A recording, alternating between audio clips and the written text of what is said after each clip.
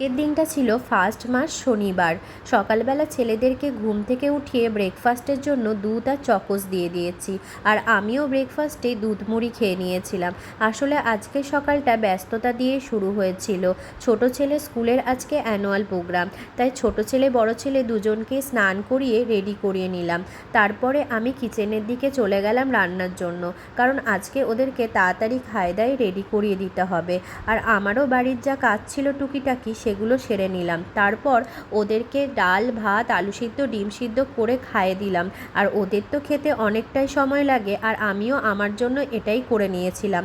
তারপর আমি স্নান করে পুজো দিয়ে নিলাম। আসলে পুজো দিতেও আমার অনেকটাই সময় লাগে, কিন্তু চেষ্টা করেছি আজকে যতটা তাড়াতাড়ির মধ্যে করা যায়। তারপর আমিও পুজো দিয়ে লাঞ্চ করে নিলাম। আর ছোটো ছেলেকেও রেডি করাতে হবে, আসলে ওদেরকে একটু মেকআপ করাতে বলেছে। আমিও হালকা ফুলকা রেডি হয়ে তারপরে ছোটো ছেলেকেও রেডি করাতে শুরু করলাম।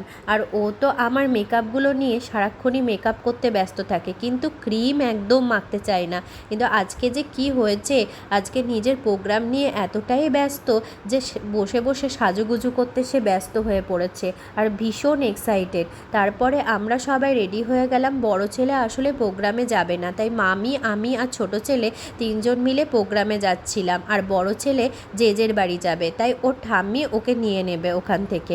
তারপর ওর ঠাম্মির কাছে ওকে দিয়ে আমরা চলে গেলাম যেখানে প্রোগ্রাম হবে সেখানে। আর দেখো সবাই বাচ্চাদেরকে রেডি করছে, কত ছোট ছোট বাচ্চারা আজকে প্রোগ্রাম করবে। আর এই টাউন হলটা আমি বাইরে থেকে দেখেছি, কিন্তু কোনোদিন ভিতরে ঢুকিনি।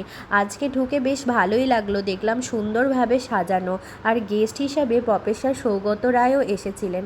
আর কি বলো তো, এই স্টেজে প্রোগ্রাম করাটাও কিন্তু একটা বিশাল ব্যাপার। বাচ্চারা গিয়ে যদি চুপচাপ দাঁড়িয়েও থাকে, একটু আধটু হাত পাও নাড়ায়, সেটাও কিন্তু একটা বিশাল ভালো জিনিস, ভালো লাগার জিনিস।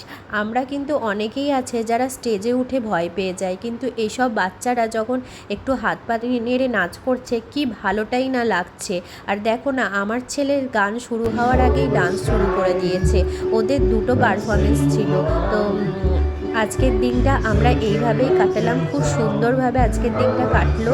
ব্যস্ততা থাকলেও এত সুন্দরভাবে এই ছোট ছোট বাচ্চাদের অনুষ্ঠান দিয়ে কেটেছে। আজকের ব্লগটা আমি এখানেই শেষ করলাম। পরের ভিডিওতে আবার দেখা হবে। ভালো লেগে থাকলে এই ভিডিওটি একটি লাইক ও শেয়ার করে দিও।